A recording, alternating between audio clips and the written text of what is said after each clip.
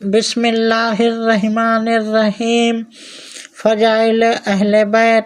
حضور نبی کریم صلی اللہ علیہ وآلہ وسلم کی ازواج مطہرات رضی اللہ عنہن، آپ صلی اللہ علیہ وآلہ وسلم کی صاحبزادیاں رضی اللہ عنہن اور داماد رضی اللہ عنہ، یہ سب اہل بیت رسول صلی اللہ علیہ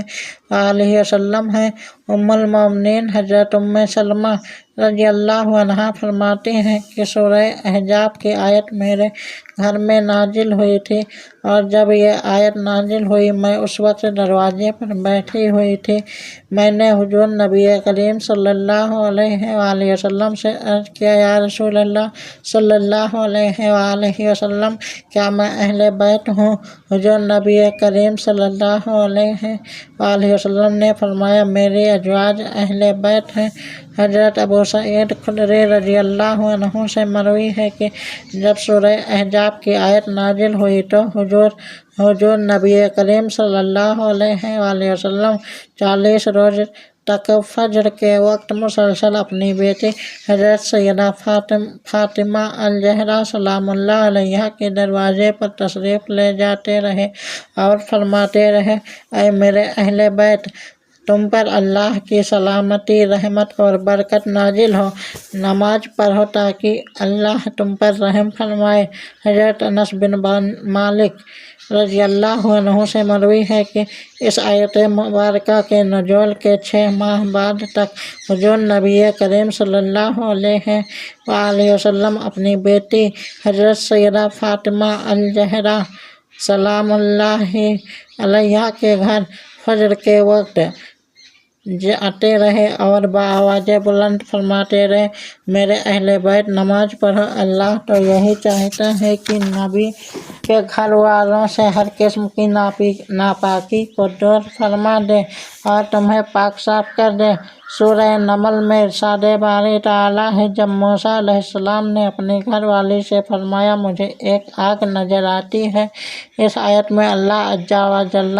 نے حضرت موسیٰ علیہ السلام کی زوجہ حضرت صفورہ رضی اللہ عنہا آپ علیہ السلام کا اہل بتایا ہے۔ چنانچہ اللہ عز و جل نے سورہ احزاب میں ارشاد فرمایا، اے نبی صلی اللہ علیہ وآلہ وسلم کے گھر والوں، اللہ تو یہی چاہتا ہے کہ تم سے ہر قسم کی ناپاکی کو دور کر کے تمہیں پاک صاف کر دے۔ یعنی اللہ عز و جل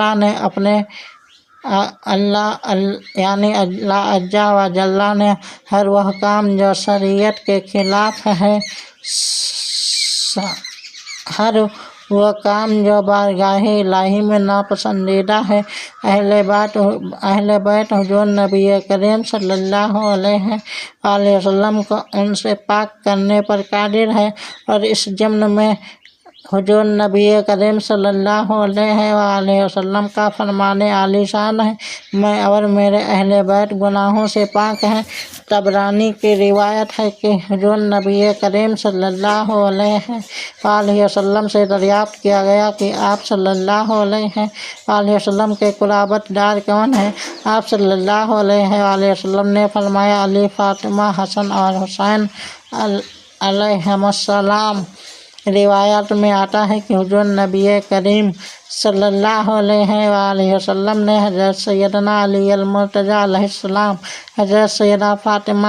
الزہرا سلام اللہ علیہا، حضرت سیدنا امام حسن علیہ السلام اور حضرت سیدنا امام حسین علیہ السلام کو بلایا اور اللہ عز و جل کے حضور یوں گویا ہوئے، اے اللہ، یہ میرے اہل بیت ہیں۔ حضرت جابر بن عبداللہ رضی اللہ عنہ سے روایت ہے کہ حضور نبی کریم صلی اللہ علیہ وسلم نے حجۃ الوداع کے موقع پر فرمایا، میں تمہارے لیے 2 چیزیں چھوڑے جا رہا ہوں، ایک اللہ کی کتاب اور دوسرے میرے اہل بیت۔ حضرت ابن عباس رضی اللہ عنہ سے مروی ہے کہ حضور نبی کریم صلی اللہ علیہ وآلہ وسلم نے فرمایا، اللہ عز و جل سے محبت کرو کہ وہ تمہیں تمام نعمتوں سے سرفراز فرماتا ہے، اور مجھ سے محبت اللہ عزا و جل کی خاطر کرو، جبکہ میرے اہل بیت سے محبت میرے سبب کرو۔ تفسیر کبیر میں منقول ہے کہ حضور نبی کریم صلی اللہ علیہ وآلہ وسلم نے فرمایا، جو شخص میرے اہل بیت کی محبت میں فوت ہو اور اس نے شہادت کی موت پائی، اور جو شخص میرے اہل بیت سے بغض رکھ کر مرا وہ کافر ہو کر مرا۔ برکات آل رسول صلی اللہ علیہ وآلہ وسلم کے صفحہ نمبر 53 پر رقم ہے کہ قریب ہے کہ مجھے بلایا جائے تو میں تعمیل کروں۔ میں تم میں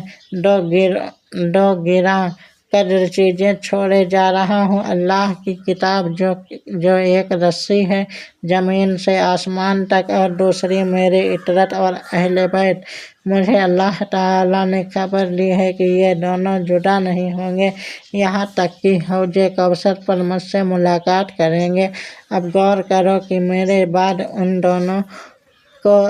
دونوں سے کیا معاملہ کرتے ہو۔ حضرت ابن عباس رضی اللہ عنہ سے روایت ہے کہ حضور نبی کریم صلی اللہ علیہ وآلہ وسلم مدینہ منورہ میں رونق افروز تھے۔ انصار مدینہ نے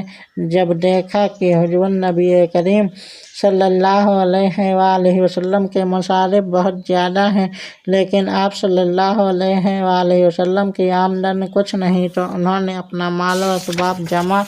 کر کے حضور نبی کریم صلی اللہ علیہ وآلہ وسلم کی خدمت میں پیش کیا اور عرض کی کہ یا رسول اللہ صلی اللہ علیہ وآلہ وسلم، آپ صلی اللہ علیہ وآلہ وسلم کی تبلیغی کاوشوں اور نظر کرم سے ہمیں ہدایت نصیب ہوئی۔ ہم دیکھتے ہیں کہ آپ صلی اللہ علیہ وآلہ وسلم کے اخراجات زیادہ ہیں لیکن آمدنی کچھ نہیں ہے۔ آپ صلی اللہ علیہ وآلہ وسلم ہماری جانب سے یہ مال ہدیۃً قبول فرما لیں۔ جس وقت انصار یہ بات کر رہے تھے اسی وقت حضور نبی کریم صلی اللہ علیہ وآلہ وسلم پر سورۃ الشعراء کی آیت جل نازل ہوئی۔ یا رسول اللہ صلی اللہ علیہ وآلہ وسلم، فرما دیجئے کہ میں اس دعوت حق پر معاوضہ نہیں مانگتا بخج اپنے قرابت داروں کی محبت کے۔ حضور نبی کریم صلی اللہ علیہ وآلہ وسلم کا فرمان عالی شان ہے، جس شخص نے نماز پڑھی اور اس نے مجھ پر اور میرے اہل بیت پر درود نہ پڑھا تو اس کی نماز نہ ہوگی۔ سوائق محرقہ میں مقتول ہے کہ حضور نبی کریم صلی اللہ علیہ وآلہ وسلم نے ارشاد فرمایا، مومن اور متقی شخص مجھ سے اور میرے اہل بیت سے محبت رکھتا ہے، جبکہ منافق اور شقی القلب سے ہم بغض رکھتا ہے۔ ایک اور موقع پر حضور نبی کریم صلی اللہ علیہ وسلم نے فرمایا، جو میرے اہل بیت کے ساتھ بغض رکھتا ہے وہ منافق ہے۔ حضور نبی کریم صلی اللہ علیہ وآلہ وسلم کا ارشاد ہے، روز محشر 4 آدمیوں کی سفارش کروں گا، وہ جو میرے اہل بیت سے محبت رکھے، دوم وہ جو ان کی ضروریات کو پورا کرنے والا ہو، سوم وہ جب میرے اہل بیت بحالت مجبوری اس کے پاس آئیں تو ان کے معاملات احسن طریقے سے نپٹائے، اور چہارم وہ جو دل و زبان سے ان کی محبت کا اقرار کرنے والا ہو۔ مندرجہ بالا فرمان الہی اور حدیث نبوی صلی اللہ علیہ وآلہ وسلم کے بیان کرنے کا مقصد یہ ہے کہ حضور نبی کریم صلی اللہ علیہ وآلہ وسلم